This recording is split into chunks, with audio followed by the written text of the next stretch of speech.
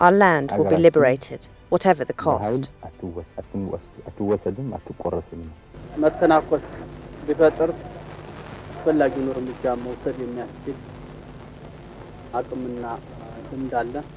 The mission which has been entrusted to the defense forces is to recover our sovereign territory. We haven't completed this objective yet. ጊዜው በ1991 ዓመተ ምህረት ነው። የቀድሞ የትግል ሜዳ አጋር የነበሩት ህወሓትና ሻዕቢያም በለኮሱት ጦርነት ምክንያት በኢትዮጵያና በኤርትራ ወገን በመቶ ሺዎች የሚቆጠሩ ወጣቶች ያለቁበት ጊዜ ነው። በዚህ ወቅት የጦርነቱ መነሻ ምክንያት የነበረውና ኤርትራ የግዛት አካል ነው ብላ በኃይል ይዘው የነበረውን ባድሜንና አካባቢውን የኢትዮጵያ ጦር ከፍተኛ ዋጋ ከፍሎ ነፃ በማውጣት ተቆጣጥሮታል። ጦርነቱ ጋፕ በማለቱ የኢትዮጵያ ወታደሮች በባድሜ ተራራማ አካባቢዎች ምሽጎችን ሰርተው ከኤርትራ ወገን አልፎ አልፎ የሚደረጉ ትንኮሳዎችን እየተከላከሉ ነው። ይህን ጦርነትና አካባቢያዊ ሁኔታ ለመዘገብ ማሪካ ግሪሴል የተባለች የውጭ ሀገር ጋዜጠኛ በኢትዮጵያ ወታደሮች እጅ ስር ወደምትገኘው ባድመ መንደሮች ዘልቃለች። ስለ ጦርነቱ ሁኔታ የሚገልጽላት ኢትዮጵያዊ ወታደር ስታፈላልግ አንድ የኮማንዶ ጦር ኮሎኔል ታገኛለች። ወታደራዊ እንቅስቃሴው ምን ይመስላል ብላ ለጠየቀችው ጥያቄ ማንኛውም አይነት መስዋዕትነት ከፍለንም ቢሆን የሀገራችንን ሉዓላዊነት እናስከብራለን፣ መሬታችን አትወሰድም፣ አትቆረስም የሚል ጠንካራ ምላሽ ይሰጣታል። ይህ በወቅቱ የሀገራችን ድንበርና ሉዓላዊነትን እናስከብራለን የሚል ምላሽ የሚሰጠው ደፋር ወታደር በወቅቱ ኮሎኔል ያሁኑ የኢትዮጵያ ጠቅላይ ኤታማዦር ሹም ፊልድ ማርሻል ብርሃኑ ጁላ ነበሩ። Our land will be liberated, whatever the cost. በ21ኛው ክፍለ ዘመን አላስፈላጊ መስዋዕትነት ከተከፈለባቸውና ምክንያት አልባ ከነበሩ ጦርነቶች መካከል የኢትዮ ኤርትራ ጦርነት ቀዳሚው ስለመሆኑ ብዙ የጦር ሳይንስና የፖለቲካ ተንታኞች የሚስማሙበት ሐቅ ነው። ሻዕቢያና ወያኔ በገቡበት የግል ሽኩቻ ምክንያት በለኮሱት ጦርነት በሁለቱም ወገን በመቶ ሺዎች የሚቆጠሩ ወጣቶች አልቀዋል። ይህ ጦርነት የሰው ሕይወት ብቻም ሳይሆን በድህነት መዳፍ ስር የነበረውን የሁለቱን ሀገራት ኢኮኖሚን በልቷል። ታዲያ በዚህ ጦርነት የወቅቱ ኮሎኔል የአሁኑ ኤታማዦር ሹም ፊልድ ማርሻል ብርሃኑ ጁላ በጦርነቱ ከመሳተፍ ጀምሮ ከጦርነቱ በኋላም የተሰራውን ተንኮልና አሻጥርም በቅርበት ታዝበዋል። አትወሰድም፣ አትቆረስም ያሉት የኢትዮጵያ ግዛት በርካቶች የወደቁለት የባድሜ መሬት በብላሽ ተላልፎ ሲሰጥም ተመልክተዋል።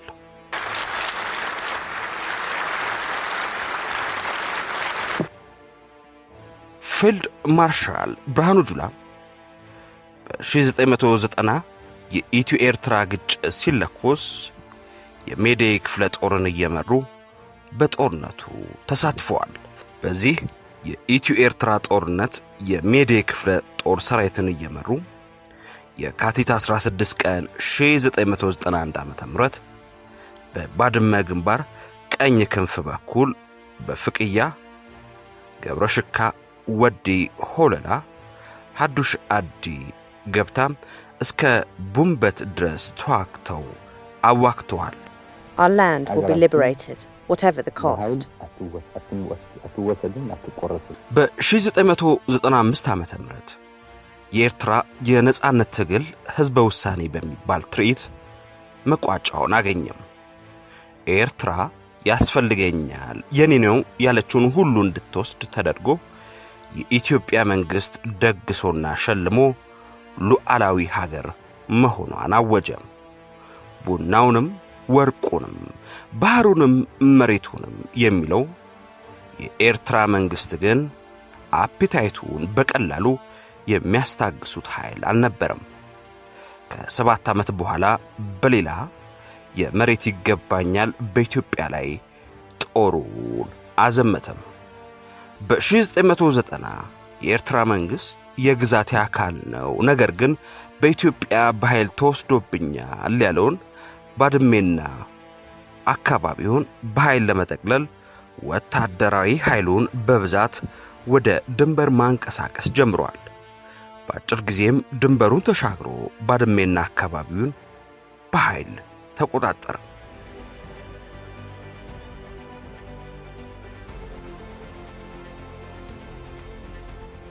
በወቅቱ በሁለቱ ሀገራት መካከል ያለው ወታደራዊ ኃይልም ሆነም ዝግጅት የሚመጣጠን አልነበረም።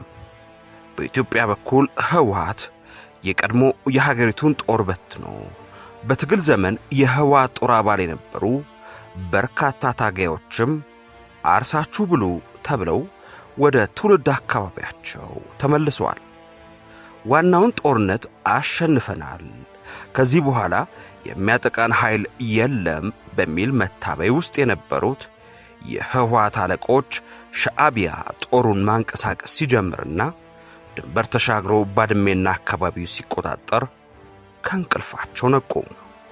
ያላቸው አማራጭ አንድ ነበር። የገፉትን ማቅረብ፣ የበተኑትን መሰብሰብ ነበረባቸው። ያወገዙትን ኢትዮጵያዊነት በየሚዲያው በመለፍለፍ ወጣቱን ማነሳሳት ጀመሩ። አሸው አንበሳው የወል ዜማ ሆነም። በመላው ሀገሪቱ በገፍ የተበተኑት የቀድሞ የሀገሪቱ ጦር አባላትም ጥሪ ተደረገላቸው። በየአካባቢው ያሉ ሚሊሻዎችም የጦር ማሰልጠኛ እንዲገቡ ተደርጎ በአጭር ጊዜ ስልጠና ወደ ጦር ግንባር ተንቀሳቀሱ።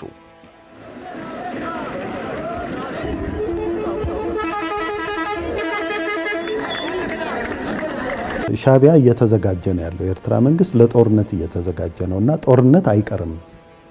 እኛ ግን በአንጻሩ እየተዘጋጀን አይደለንም እና ጦርነት የሚቀር ስላልሆነ መዘጋጀት አለብን አይነት የሚል ሪፖርት አቅርቤ ነበር። እሱ አልተወደደም። ከዛ ብዙም ሳልቆይ ነው የታሰርኩ። ከዛ በኋላ የኤርትራ ጦር በአንጻሩ የተሻለ የጦር መሳሪያ፣ የትጥቅና የስነ ልቦና ዝግጅት ነበረው። በጦርነቱ ወቅትም የዚህ የዝግጅት ክፍተት በደንብ ታይቷል። ያም ሆኖ ከፍተኛ መስዋዕትነትም ቢሆን ተከፍሎ የኢትዮጵያ ኃይሎች የኤርትራ ጦርን ከባድሜና ከሌሎች የድንበር አካባቢዎች ጠራርጎ በማስወጣት ወደፊት መገስገስ ቀጠለ። በአራትና በ5 ቀን ለብዙ ዓመታት ሻዕቢያ የገነባውን ኃይል ብትንትኑ እንዲወጣ ተደርጓል። ከ100 ኪሎ ሜትር ያላነሰ የፈንጂ ክምችት የነበረበትን በዚህ ባጭር ጊዜ እና በአነስተኛ ኪሳራ ጦርነቱ በእኛ የበላይነት እንዲደመደም ተደርጓል። መተናኮስ ቢፈጠር አስፈላጊውን እርምጃ መውሰድ የሚያስችል አቅምና እንዳለ በዚህ ወቅት ከአዲስ አበባ ወደፊት እየገሰገሰ ለነበረው የኢትዮጵያ ጦር አንድ መልእክት ደረሰው። ወደ ኋላ ተመለሱ የሚል። ይህን ሁሉ ዋጋ ከፍለን ጓዶቻችንን ገብረን የአስመራውን መንግስት ሳናስወግድ አንመለስም ያሉ የኢትዮጵያ ወታደሮች ከራሳቸው ወገን በኢትዮጵያ ተዋጊ ጄቶች ጭምር ጥቃት እንደደረሰባቸውና በኃይል ወደ ኋላ እንዲመለሱ እንደተደረገም በወቅቱ በጦር ኃይሉ ውስጥ የነበሩ ወታደሮች ዛሬም በቁጭት የሚያስታውሱት አሳዛኝ ክስተት ነበር። አሁን በዚህ ካለ ሻዕቢያ ተሸንፏል። ከዛ በላይ በውጊያ በጦርነትማ ብናሸንፈው ኖሮ የባድመ ጉዳይ የወዘተርፎች ተንጠልጥለው 27 ዓመት አይቆዩም። ራስዎት እኮ ያነሱት ምሳሌ። ታዲያ ምንድነው ያልኩት? በጦርነት አሸንፈን በፍርድ ቤት ተሸነፍን እኮ ነው ያልኩት። በዚህም ምክንያት ወደፊት እየገሰገሰ የነበረው የኢትዮጵያ ጦር ወደ ኋላ ተመልሶ በባድሜና አካባቢው ምሽግ ሰርቶ እንዲቀመጥ ተደረገ። ይሄ የፖለቲካ ሁኔታ ዩኒፋይድ የሆነ ኮማንድ ለመስጠት ማንችልበት ደረጃ ላይ አደረሰ። በወታደራዊ አቅም ሲታይ በፈለግነው መንገድ ለማድረግ እንችል ነበር። እንግዲህ በአንድ ቀይሕ በኩል ሰንዓፈን አልፎ ከስከሰ የሚባለው ቦታ ላይ ደርሶ በነበረበት ወቅት የደጋውን ኤርትራ ለመቆጣጠር ምን ያህል እንደቀረን ኤርትራ የሚያቅሰው ሊያውቀው ይችላል። ሚሊተሪሊ ዘላይ ነው አስመራ ማለት ወደ አስመራ ተቃርባችሁ ነበር። የኋላ ኋላ ይለይላችሁ ብለው የህወሓቱ ጉምቱ ሰዎች አልጀርስ ድረስ ሂደው ባድሜና አካባቢውን በብላሽ ለኤርትራ ፈርመው ሰጡ። ነገር ግን ወቅቱ የሀገሪቱ የውጭ ጉዳይ ሚኒስትር የነበሩት አምባሳደር ስዩም መስፍን ባልጀርሱ ስምምነት ባድሜና አካባቢው ለኢትዮጵያ ተወሰነ በሚል ሐሰተኛ መረጃ የኢትዮጵያን ሕዝብ ጮቤ አስረገጡት። እየቆየ ግን የህወሓት ተንኮልና ሴራ ግልጽ እየሆነ የህወሓት ሰዎችም ባድሜን ለኤርትራ አሳልፈው መስጠታቸው ታወቀ። ኤርትራ ጦርነት ቀስቃሽ እንደመሆኗ መጠን በጦርነቱ ስትሸነፍ ኢትዮጵያ የያዘችው ከኤርትራ ግዛት የያዘችውን ይዛ ወደ ድርድር መሄድ ነበር እንጂ ቀጥታ ወደ አልጀርስ ማምራት አይገባም ነበር እና ጉዳዩ ደግሞ በጥድፊያ ነው የተደመደመው። አንድ አመት አልፈለገም፣ አንድ አመት አልጨረሰም። የካሜሩንና የናይጄሪያ ጉዳይ 12 አመት ነው የፈጀብን። የኢትዮጵያና የኤርትራ ጉዳይ በ8 ወር ነው በ9 ወር ነው የተጠናቀቀው እና ነገሩ በትክክል አልተያዘም ነበር ብያለሁ ከመጀመሪያው ነው። በወቅቱ የህወሓት ሰዎች ያን ያህል ወጣት ያለቀበትን መሬት እንዴት በአንድ መድረክ ስምምነት አሳልፈው ለመስጠት ደፈሩ? መሬቱ የኤርትራ መሆኑን ቀድመው ካወቁስ ያን ያህል ወጣት እንዲሞት ለምን ፈረዱበት የሚለው ዛሬም መልስ አልባው ጥያቄ ነው። ምናልባት ለዚህ ጥያቄ የቀረበ ምላሽ ሊሆን የሚችለው ቀድሞውንም ሁለቱ ቡድኖች ወደ ጦርነት የገቡት በመሬት ጉዳይ አልነበረም የሚለው ነው። በንግስና የተጣሉት ህወሓትና ሻዕቢያ የለኮሱት ጦርነት ለመቶ ሺዎች ሞት ምክንያት ሆኖ ከ27 ዓመታት በላይ መፍትሄ ያልተገኘለት የተዳፈነ እሳት ሆኖ ቆይቷል። ባድመ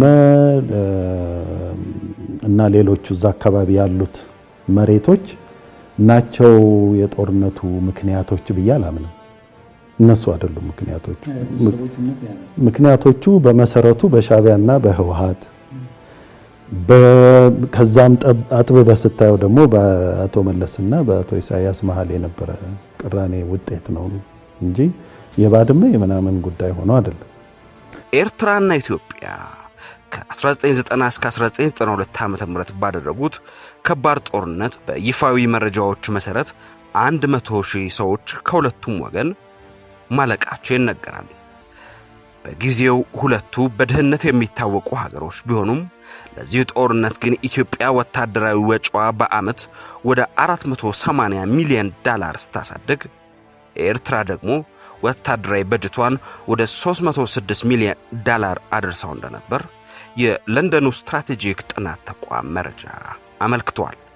ጦርነቱ ሲጀመር ኤርትራም ወደ 70,000 ኢትዮጵያውያንን ስታባረር ኢትዮጵያም በብዙ ሺህ የሚቆጠሩ ኤርትራውያንን አባራለች። ትግራይ ክልል ከኤርትራ ጋር በሚዋሰንባቸውና ጦርነት በተካሄደባቸው ቀጠናዎች ወደ 1.5 ሚሊዮን ዜጎች ከመደበኛ ህይወታቸው ተፈናቅለው እንደነበር ይጠቀሳል። አፋር ክልል ከኤርትራ ጋር በሚዋሰንባቸው አካባቢዎች ደግሞ ወደ 300,000 ሰዎች ከመደበኛ ህይወታቸው ውጭ ሆነው ተፈናቅለው ለመኖር ተገደው ነበር። በኤርትራ በኩል ግልጽ የሆነ አሃዝ ባይገኝም በግጭት ቀጠና ያሉ በርካታ የሀገሪቱ ዜጎች ህይወታቸው ተቃውሰዋል። The mission which has been entrusted to the defense forces is to recover our sovereign territory.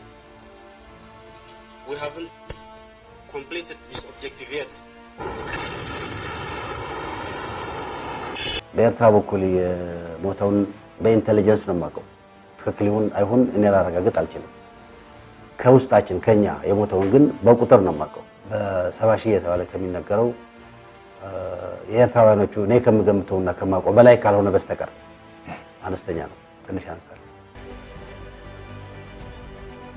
በአሁኑ ወቅት ህወሓት የፌዴራሉን ጦር ማጥቃቱን ተከትሎ ወደ ኢትዮጵያ ግዛት ሰተት ብሎ የገባው የኤርትራ መንግስት በአልጀርሱ ስምምነት ተወስኖልኛል የሚላቸውን ባድሜና ጎራባች አካባቢዎችን በኃይል ይዞ የራሱን አስተዳደራዊ ስርዓት ፈጥሯል። በኢትዮጵያ መንግስትና በህወሓት መካከል የፕሪቶሪያው ሰላም ስምምነት መደረጉን ተከትሎ የቀጠናውን የኃይል አሰላለፍ ቀይሮታል። በዚህ ስምምነት ያኮረፈው የኤርትራ መንግስት ከአጋርነት ወደ ባላንጣነት ራሱን ቀይሯል። በቀጠናውም የኢትዮጵያን ጠላቶችን ማሰባሰብ የሙሉ ጊዜ ስራው አድርጎታል። ከቅርብ ጊዜ ወዲህ ኢትዮጵያ ቀይ ባህር አካል መሆን አለብኝ የሚለው ፍላጎቷን ይፋ ማድረጓን ተከትሎ ደግሞ የኤርትራ መንግስት ሽብር ውስጥ ገብቷል። ከ26 ዓመት በፊት በባድመ ምሽጎች አትቆረስም አትለወጥም በሚል ንግግራቸው የሚታወሱት ኮሎኔል አሁን የኢትዮጵያ ጦር ኤታማዦር ሹም ሆነዋል። ፊልድ ማርሻል ብርሃኑ ጁላም ከ27 ዓመት በኋላ በባድሜ መንደሮች ብቻም ሳይሆን በቀይ ባህር አጀንዳም ከኤርትራ ጋር ተፋጠዋል።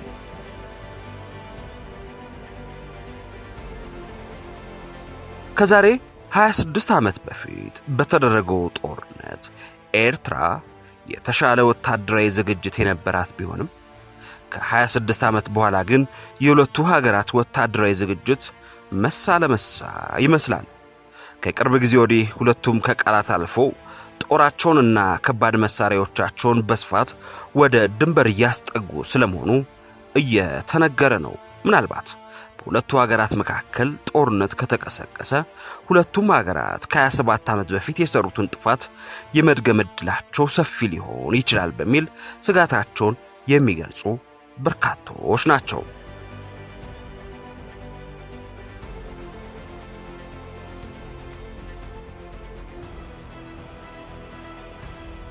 እንደ ባድሜ ባሉ መሬቶች ይገባኛል ያደረጉት የቀደመው ጦርነት ቁስል ዛሬ ድረስ ሳይሽርና ጨርሶ መፍትሄ ሳያገኝ እንደገና ወደ ጦርነት መግባት የሚያደርሰው ጉዳት የከፋ የመሆን ዕድሉ ከፍተኛ ነው። ስለሆነም ለጦርነቱ ከሚጋብዙ እንቅስቃሴዎች በመታቀብ በሰጥቶ መቀበል መርህ ሁሉም አሸናፊ የሚሆንበትን መንገድ በትዕግስት መፈለግን ይመክራሉ። ሰላም ለአፍሪካ፣ ሰላም ለኢትዮጵያ፣ ሰላም ለሰው ልጆች።